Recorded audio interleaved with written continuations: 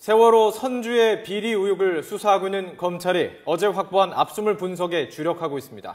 경영에 문제가 없었는지 또 비리 정황이 있었는지를 중점적으로 수사할 방침입니다. 특별수사팀이 꾸려진 인천지방검찰청의 취재기자가 나가 있습니다. 한현희 기자, 자세한 소식 전해주시죠.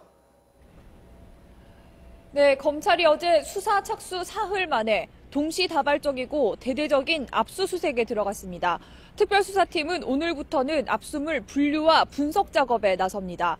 검찰이 확보한 압수물 가운데는 청해진 해운의 여객선 운항 정보와 함께 유 전 회장 일가가 실소유하고 있는 회사의 경영 실태를 알아볼 수 있는 회계 자료 등이 다수 포함됐습니다.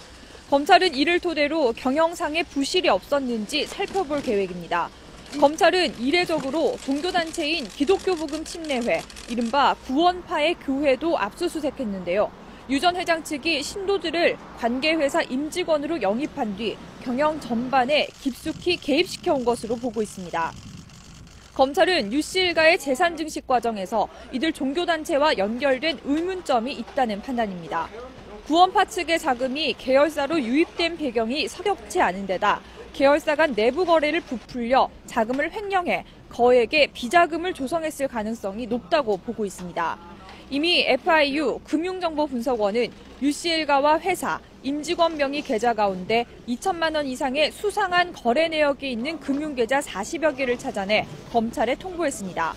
검찰은 압수물 분석과 동시에 이들 계좌를 추적해 숨겨진 자금이 있는지 또 유 씨 일가가 소유한 전국의 부동산 등에 유입된 흔적이 있는지 찾아볼 방침입니다.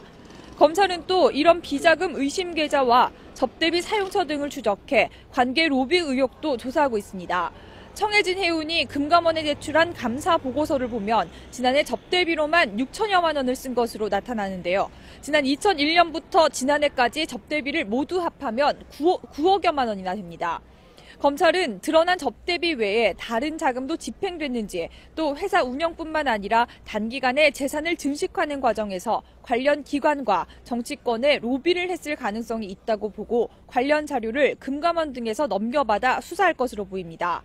검찰은 청해진 해운의 부실 경영이 사고의 간접적인 원인이 될 수 있는 만큼 경영상의 문제점과 비리를 철저히 규명하겠다고 밝혔습니다.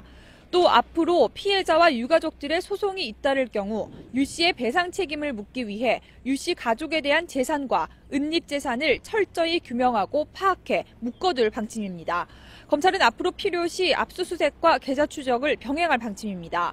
압수물과 증거자료 분석 등을 통해 횡령과 배임, 탈세 의혹 등에 대한 구체적인 단서를 확인하면 유 씨 회사 임직원을 시작으로 본격적인 소환 조사에 착수할 예정입니다.